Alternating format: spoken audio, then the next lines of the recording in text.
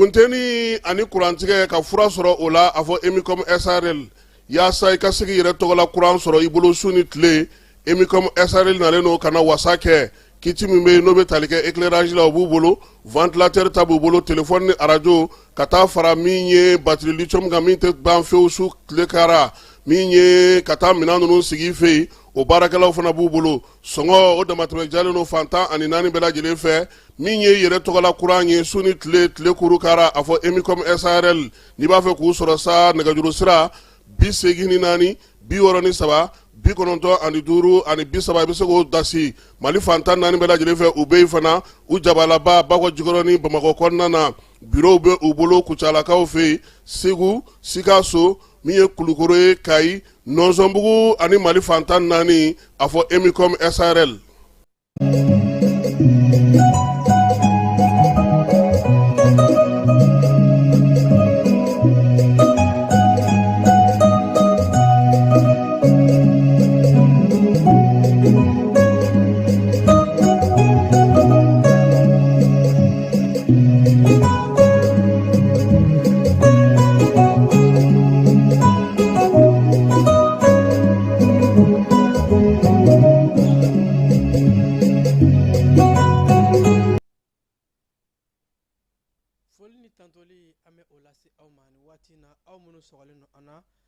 Bisimila ka biwula ina bamanankan kibara kɔnɔna la ka sanga ni bi juma juillet kalo tile 17 san 2026 tungarangew tɔgɔla kɛnɛba forum international de la diaspora o tako filanan baaraw nun donna kunungo an ka jamana premier ministre général division Abdoulaye Maiga fɛ jamana ɲɛma o tɔgɔla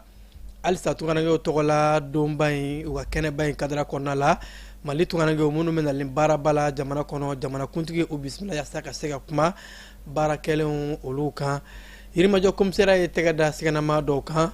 marabolo kɔnɔna kibaruya min na taa ni an ye kitakaw fɛ yen nɔ kitakaw yɛrɛ k'a fɔ k'u ka samiya ma se ka daminɛ n'a fɔ u tun b'a lamini cogo min na bawo ko sanko gɛlɛyalen don Kulukorokaw fɛ yen nɔ ko taji ye bisimila sɔrɔ yen ka caya maaw bɛ ka alhamdulilayi fɔ taji ko la Uganda jamana yɛrɛ k'a fɔ ko Ebola banakisɛ u sera ka kisi ka bɔ a ma nin waati in na ko bana in banna u bara pewu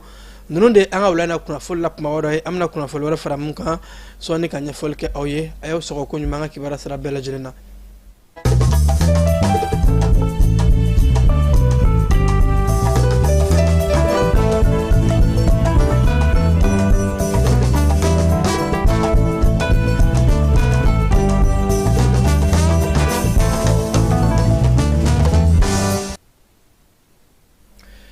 Kunungo an ka jamana premier ministre général division Abdoulaye Maiga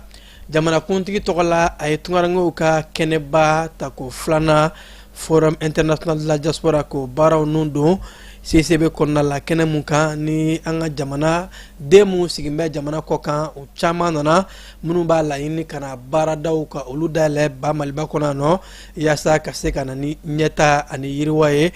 kɛnɛ mun kan ni wele bɛ bila Mali tungarange bɛɛ lajɛlen ma minnu ye baara kɛ ko dayɛlɛlen don u ye bɛɛ lajɛlen bɛ se ka na jamana kɔnɔ ka na baaraw kɛ yaasa yiriwali o bɛ se ka kɛ o kɛnɛ dayɛlɛ kan Kiba Jalo e kun bɛ yen nɔ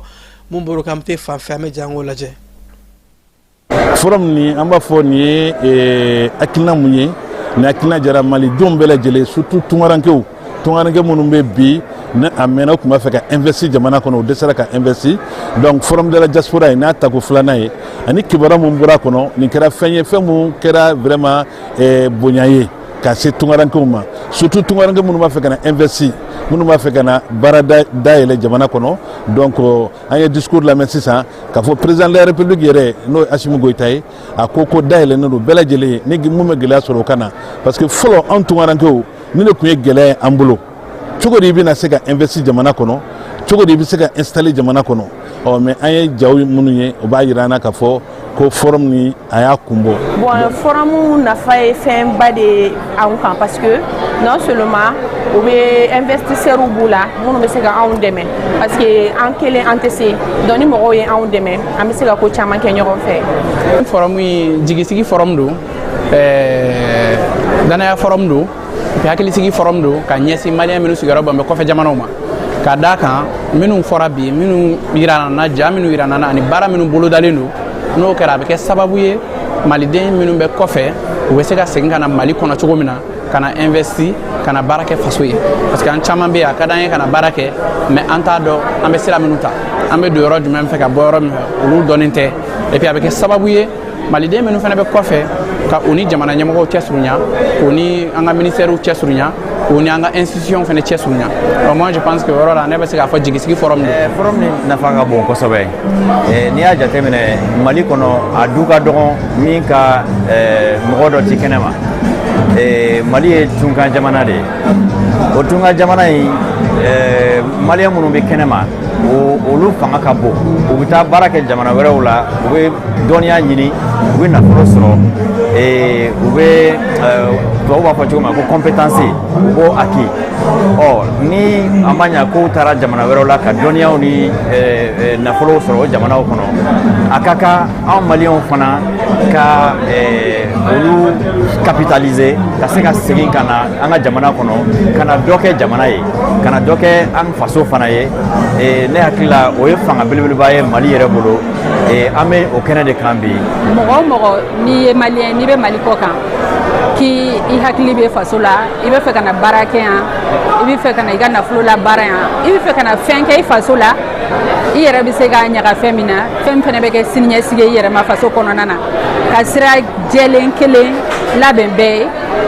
ye i tɛ gɛlɛya sɔrɔ min na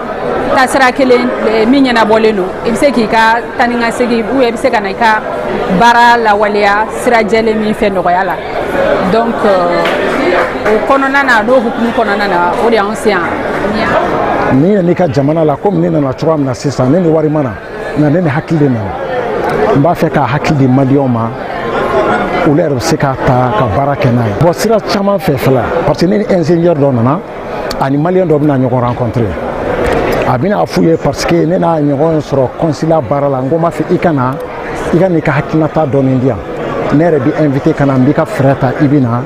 donc an bɛna panel nin ta an ye mɔgɔ damadɔni sugandi il est ingénieur électro aérospatial mais a ye fɛn caman kɛ fɛn o fɛn ye courant dilan a b'a ɲɛdɔn fɛn o fɛn ye j'allais dire déplacement minnu courant tɛ fɛn minnu na tan par exemple moto électrique ninnu vélo électrique ninnu hali mɔgɔkɔrɔbaw bɛ se ka déplacer ni fɛn ni fitini ka sɔrɔ i ma wari b'a bɔ donc a b'o fɛn caman de conceptionnaliser yan nɔ donc ni mɔgɔ bɛna ɲɔgɔn rencontrer a bɛna f'u ye u bɛ se k'a kɛ cogoya min na ventilo dɔw dilan olu ventilo bɛ kɛ so la a bɛ climatiseur de remplacer n'a sɔrɔ climatiseur la kalo kɔnɔ peut-être i bɛ 2000 de dépenser ale la ale tɛ 200 dépenser parce que a tɛ tɛmɛ 300 watts kan non seulement a bɛ i ka sokɔnɔ lasumaya wa fana a bɛ sosow faga o kɔni ne yɛrɛ de bɛ n'o kɛ yan ni ale ye nka a tɔ a fana ko k'a b'o kɛ fu a b'a ka ingénieur expertise di maliyɛnw ma et aussi ils peuvent exploiter k'u ka micro entreprise installer yan. An bɛ taa jamanakuntigi dagayɔrɔ la Kuluba ka sanga ni tungarankew tɔgɔ la kɛnɛba in tako filanan ye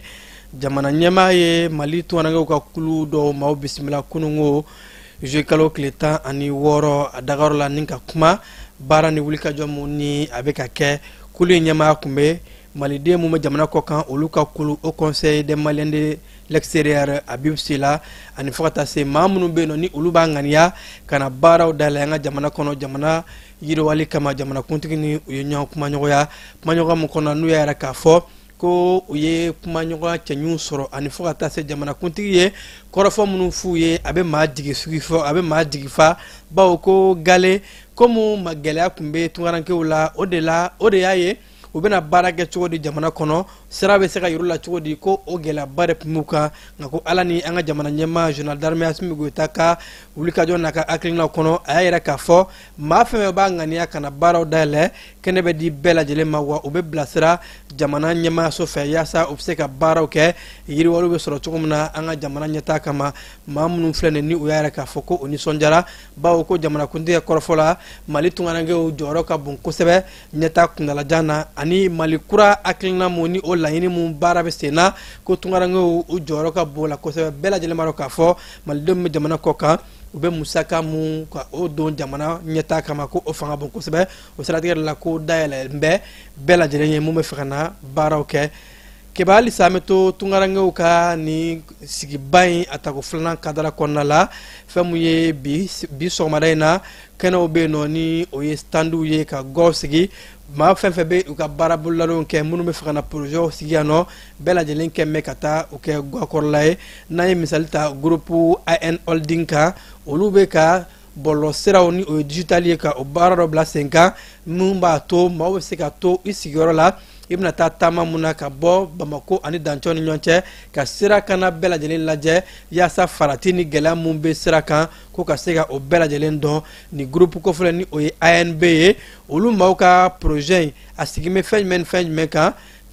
kebamte fan fɛ u ye ɲɛfɔli kɛ Falaye Keyita ka kuma galamani na an ka jango lajɛ. ANB Holding o ye an ka compagnie donc an nalen don conférence internationale de diaspora la an nana amabu ka sirada fɛ pour que kana an ka compagnie ani an ka projet ɲɛfɔ Mali kɔnɔna na. ANB Holding olu ka baara ye digitalisation compagnie malienne pour que ka se ka fɛnw nɔgɔya maliyɛnw ka don o don taama siraw n'u bɛ ka taa papier ɲini administration na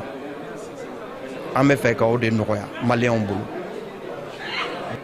maliyɛn bɛɛ bɛna sɔrɔ a ka téléphone kɔnɔ yanni i ka wuli k'i kɛ segu sira kan i bɛ se k'a layɛ i ka téléphone kɔnɔ sira togoya bɛ cogo di sira bloquelen don wa n'a bɛ se ka sira wɛrɛ bɔ k'o yiri la i bɛ se yen waati joli kɔnɔna na segu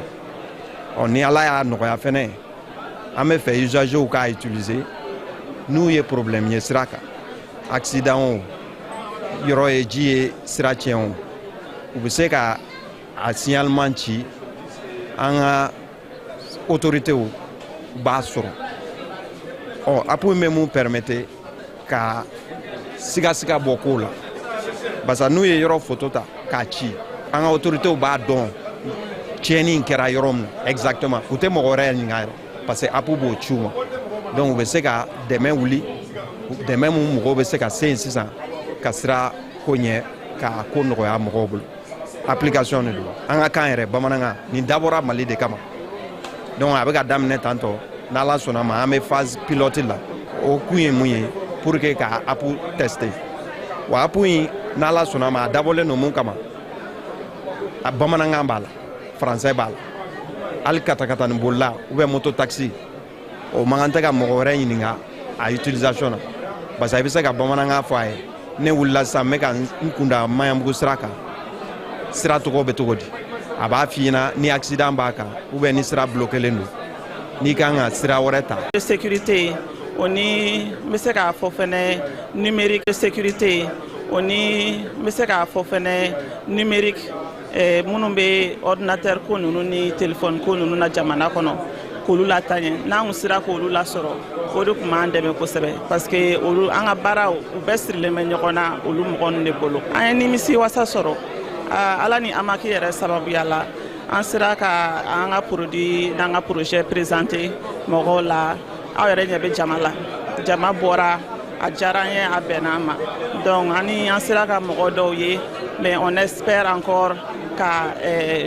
partenaire jɛɲɔgɔn wɛrɛw fɛnɛ ɲini ka fara an kan minnu ye chauffeurs ye minnu bɛ siraw kan pour que u bɛ se ka application utiliser cogo min na parce que comme Alpha y'a fɔ cogo min na an bɛ pilotage de la fɔlɔ donc on veut essayer an bɛ fɛ ka essayer k'a lajɛ sɔni an ka a cari jamana ɲɛfɛ. An sɔrɔ ɲuman an ka téléphone numéro bɛ yen Amérique numéro don mais n'i y'an wele i b'an sɔrɔ a kan yan nɔ 001 301 706 19 25 n'an ka segin a kan 001 301 706 19 25 an ka email adresse fana bɛ yen nɔ o ye ANB comme tɔgɔ yɛrɛ ANB ADA@gmail.com. taji ko laalaw kɔnɔna la bi sɔgɔmada in na taji citerne 950 o de donna Bamako mun ni a lakɔlɔsila ka a kɔlɔsi k'a lakana an ka finitigilakaw fɛ ka bɔ a bɔyɔrɔ la fo ka se Bamako kɔnɔna la nɔ yɛrɛmɛ k'a fɔ an ka cɛfinitabaw ye wulikajɔ min boloda yaasa ka se ka taji mɔbiliw lakana nin bɛ don o baaraw kɔnɔ. taji ko kɔni kuma Bamako kɔnɔ nɔ ko lafiya don fo ka taa se marabolo kɔnɔna wɔɔrɔw bɛɛ lajɛlen ma ko malidenw bɛ ka tare fɔ taji ko la yaasa ka se ka t'u ka baaraw kɛ. Finitigilakaw ka dɛmɛ cakɛda mun bɛ ni o ye service social ye olu ye baara dɔ boloda yaasa ka se ka kalanbulon kɛ cɛsa musow kun minnu cɛw tora faso kumabɔli la ani fo ka taa se u denw yatimɛden ninnu ko ka kalanbulon kɛ u kun kalanbulon min b'a to u bɛ se ka kɛn yɛrɛ ye o baaradege ni baara kalanw ka olu kɛ cogo min na yaasa u bɛ se ka dɔ kɛ u yɛrɛ ye. Finitigilaka mun ni olu tana faso kumabɔli la o musow ko minnu bɛ Kati Bamako ani fo ka taa se yɔrɔ wɛrɛw ma olu bɛɛ lajɛlen de bɛna garizigɛ sɔrɔ ka don ni kalanbulon in kɔnɔna la baaraw nun don ni o ɲɛmaya kun bɛ service social ni o finitigilakaw ka dɛmɛ sira ye a cakɛda in ɲɛma colonel major Birima Samake ka fara finitigilaka ɲɛma caman kan olu bɛɛ lajɛlen kun bɛ a kɛnɛ kan. An bɛ taa kalanko bunakun kan sanfɛ kalanso min b'an ka jamana kɔnɔ ni olu bɛ tubabukan ni arabukan kalan kɛ ko Université panafricaine franco-arabe UPAFA olu ye baro kɛnɛ dɔ sigi yaasa ka se ka kuma ɲɛta sira kan Mali AES jamana ani Turki ka bolo ɲɔgɔnma o kɔnɔna la kɛnɛ min kan n'u y'a kɛ a kumakun kɛ bɛɛ lajɛlen bɛ se ka fanga fara ɲɔgɔn kan cogo min na Mali ni AES ani Turki an ka se ka sira caman bɔ ɲɔgɔn fɛ. Baro kun layɛlɛmalen don Turkikaw ka lasigiden b'an ka jamana kɔnɔ ni o ye son excellence Efe Selani ye kibamte fan fɛ mun b'o kɛnɛ kan an ka jɔ an k'o lajɛ. Dancɛ ko ti kalan ni dɔnniya ɲini na dɔnniya ɲini de bɛ jamanaw kalan ka sɔgɔ ɲɔgɔn na bolodi ɲɔgɔnmaw kɛ ɲɛta ni yiriwa siraw fɛ o hakilina in de ye sanfɛ kalanso UPAFA sigi kan ba ye o siratigɛ de la u ye ni baro kɛnɛ sigi kɛrɛnkɛrɛn la Mali AES jamanaw bɛɛ ni Turki jamana ka bolo ɲɔgɔnma bɛɛ lajɛlen ka nafaw kama. Nafa min b'a la vraiment an content aujourd'hui an ye ambassadeur Turki an y'a rencontré bi vraiment étudiants ani enseignants u ye faamuya caman sɔrɔ conférence na parce que an y'a kɔlɔsi k'a fɔ Russie kɔfɛ ani Chine Turki de ye troisième partenaire stratégique ye Mali la donc an ye na ni ambassadeur ye pour que an bɛ se ka Turki faamuya an bɛ se ka Turki kalanko faamuya an bɛ se k'a lajɛ an ka kalandenw minnu ye parce que an b'a fɛ ka programme Turki kɛ yan nɔ langue turque an b'a fɛ ka kɛ université kɔnɔ an kalandenw minnu sera ka kalan ka Turki kalan n'u sera n'u b'a fɛ ka continuer kalan na u bɛ se ka taa Turki directement parce que u bɛ se kalan na et puis Turki développera kosɛbɛ an b'a fɛ ka n'u ka technologie kuraw ye Mali la pour que an ka étudiants bɛ se ka faamuya caman sɔrɔ donc kuma kɛra Mali ni Turki ka relation ye relation culturelle ani anthropologie ani fɛn caman vraiment ambassadeur y'an lafaamuya k'a fɔ Turki dayɛlɛlen don an ye an ka kalandenw minnu ye kalan kɛ u bɛ se ka continuer Turki kalandenw fana bɛ se ka na yen nɔ Mali la. Kɛnɛ in baabu sentigi kun ye Turkikaw ka lasigiden mun b'an ka jamana kɔnɔ ka fara Mali ni Turki ka teriya wasadenw ka kulu o ɲɛmaa kɔrɔ ninnu bɛɛ lajɛlen ɲɛfɔli kɛ Mali AES jamanaw ni Turki jamana ka bolo ɲɔgɔnma a nafa bɛ se ka kɛ mun ye jamanaw bɛɛ lajɛlen ma kalan ani sira wɛrɛ fɛ yaasa ka yiriwali laɲini sabati. A fɔlɔ ye min o ye ko kɛra yɔrɔ min na n'o ye lakalanyɔrɔ ye n'o ye Jabada ye université hakili lakunu yɔrɔ de don ani ka maaw hakili dayɛlɛ ka taa laɲini ma ani jamana yɛrɛ a bɛ lahala jamana a mako bɛ mun na a b'a fɛ ka mun kɛ a b'a fɛ ka mun sɔrɔ donc o ye nafaba ye déjà min bɛ kunnafoni cari ka taa hakilimaw hakili la donc hakilimaw de don hakili bɛ ko gɛlɛnw lakunu ani ka ko gɛlɛnw latɛmɛ donc o y'a nafa dɔ ye a filanan a y'a yira fana k'a fɔ Mali ni Turki cɛ teriya min bɛ yen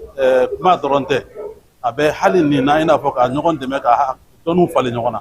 surtout u ye san hakɛ min kɛ gɛlɛya ɲɔgɔn kɔnɔ san 40 u bɛ nin baara ɲɔgɔn kɛlɛ ɲɔgɔn dɔ kɔnɔ u bɔra kɔnɔ cogo di walima a nɔgɔyara u bolo cogo di ka se bi ma fo ka taa kɛ u ye ɲɛtaa sira ta donc an y'o o expérience dɔ sɔrɔ ambassadeur ka kumaw kɔnɔ wa ni ala sɔnna a ma fana nin teriya sira in bɛ jidi a bɛ sabati a bɛ taa ɲɛ. an b'a wɛrɛ la k'a fɔ kɛnɛ in dayɛlɛla ka dɔntaw falen falen baabu sentigiw ye waleɲuman dɔ jɔnjɔn sɔrɔ ka bɔ ipafa kalanso yɔrɔ wa kɛnɛ in fɛnɛ kɛra yɔrɔ ye ipafa kalanden minnu ye lisansi sɔrɔ ka olu ka sɛbɛnfuraw diplɔmuw d'u ma.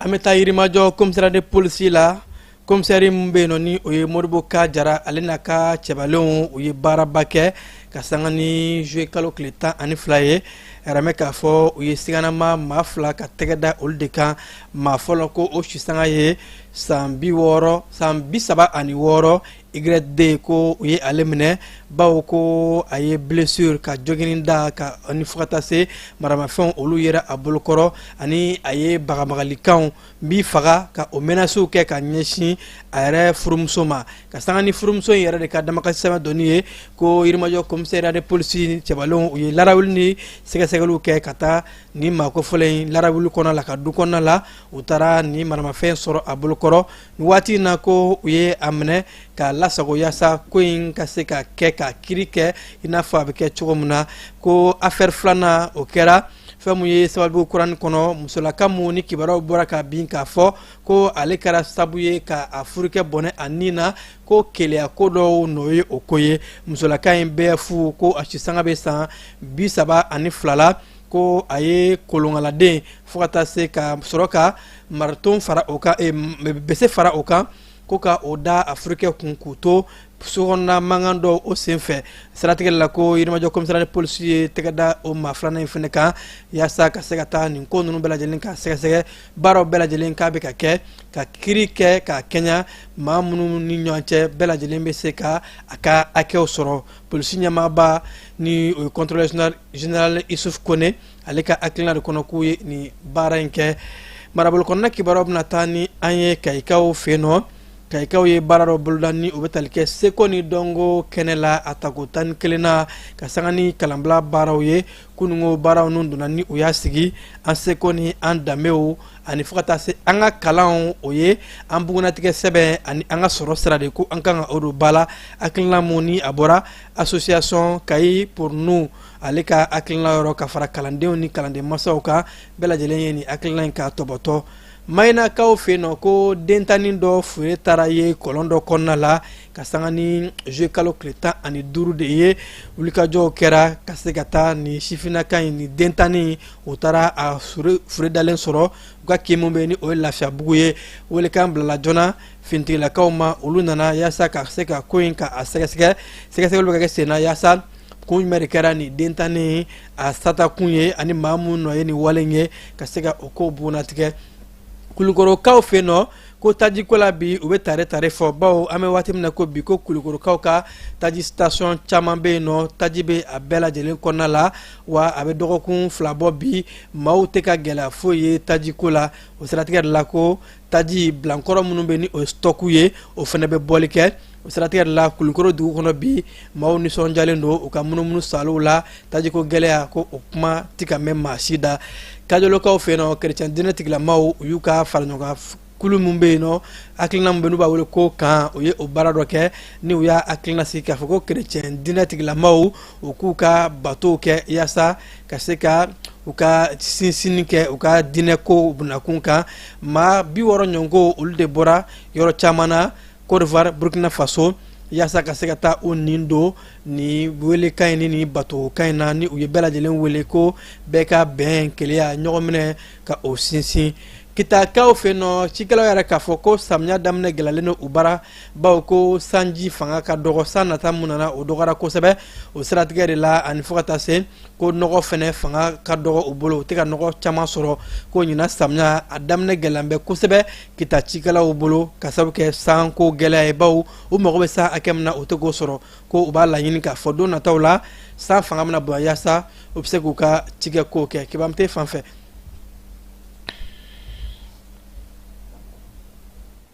bɛɛ lajɛlen ma aw minnu b'a fɛ ka voyager k'a sɔrɔ a ma degun sɔrɔ a ka voyage kɔnɔna na. Compagnie de transport Somatra u y'a kanu ka na ni kari kura caman ye kari minnu dilanna norme kɔnɔna na aw ka lafiya kama, a suspension wo, a climatisation, a siège wo, n'i ye kari jɔlen ye foyi tɛ jigin kɔnɔ i bɛ se ka don a kɔnɔna na cogo min na. Somatra e ka kari, Somatra ne ka kari, Somatra anw ka kari. O hukumu kɔnɔna na kari ninnu bɛ sira ta don ko don Bamako, Segu, San, Moti, Kucala, ka taa se Sikaso ma, Keɲeba, Kita. U ma ɲina Yoro di Sahel maaw kɔ ka taa se Kolokani, Jijeni fo ka taa se Bɛnma ma. Somatra fiɲɛ foroko, Somatra ka wuli hɛrɛ la ka se hɛrɛ la. Congo RDC jamana kɔnɔna la jɛnsɛ naani tɔnba Nations Unies yɛrɛ k'a fɔ k'u bɛna gɛrɛntɛw ta k'a da kulu marifatigiw kan jango AFC M23 o mun kɛn bɛ ka maaw sɛgɛn kosɛbɛ wa ni Congo RDC kɛn bɛ ka jalaki bi Uranda kan k'a fɔ ko olu bɛ ka kɔkɔrɔmadonni ta ka ɲɛsin ni maa murutilen ninnu ma ni kulu marifatigi ninnu ma o siratigɛ la jɛnsɛ naani yɛrɛ k'a fɔ ko nin kulu marifatigi ninnu fɛn fɛn bɛ yen nɔ u bɛna gɛrɛntɛ ta k'a da u kan bawo k'u ka baaraw u ka marafɛtaw bɛ ka kɛ sababu ye ka adamadenya hakɛw lagosi ka buruja ka jolibɔnw ka o caya jamana in kɔnɔ.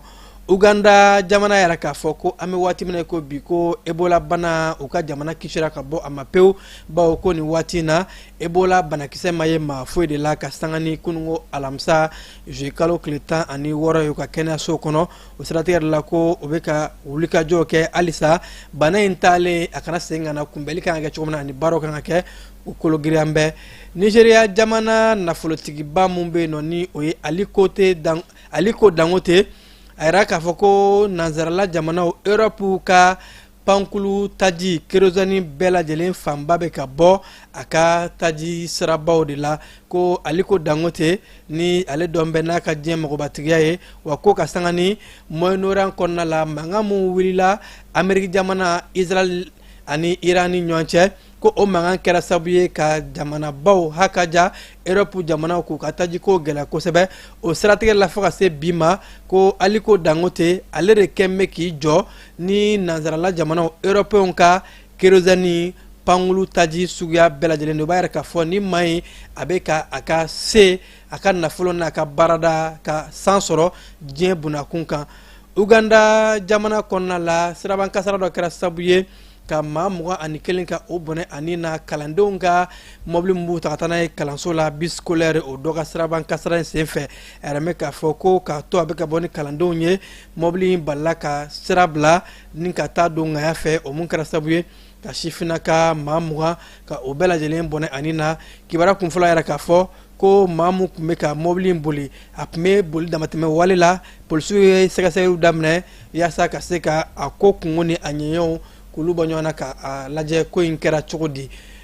An ka kunnafoni bɛ kuncɛ yɔrɔ la bi k'aw fo ka ko ɲuman dɔn aw minnu kun sɔgɔn bɛ an ka kibaruya sira bɛɛ lajɛlen na ani cɛ jan ni sugantili la yaasa ka se ka aw kunnafoni Mali ani diɲɛ kan an bɛ ɲɔgɔn sɔrɔ waati wɛrɛ kunnafoni wɛrɛ kɛnɛ kan nɛgɛ karafew ka jaw yɛrɛ aw la o tun bɛ Keba Jalo bolo a kan bɛn. Dugutigi ni wari dafara e passe da kan ka sira di ne ma. Sunkalo e kunkolo a tɛ dugu wari ko o d'i ma fo dugu ani dugu o wara t'a de. O kɔni kuma t'a la sa e ka sama mɔnɛ to yen i yɛrɛ ta. Sita Sidi ka numéro filɛ nin wari ci.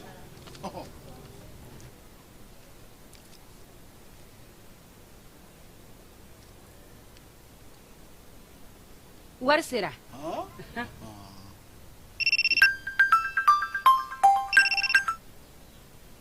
Allo i ye wari sɔrɔ o ɲɛna tiɲɛ yɛrɛ la ko ni sama bɛ maa min ɲɛ ko n komi t'i gosi. Ngonga sama mɔnɛ i yɛrɛ ta a sɔngɔ ka nɔgɔn ni Mali wari ci sira bɛɛ ye dépôt ye fu ye wari bɛ ci fu ni application ye wa bɔsara ye musaka fitinin ye sama mɔnɛ ji ni courant bɛ sara n'a ye crédit bɛ ta n'a ye sanni feere bɛ kɛ n'a ye sama mɔnɛ nin y'anw maliyɛnw ta ye a y'a si filɛ ka nkalon bɔ n da.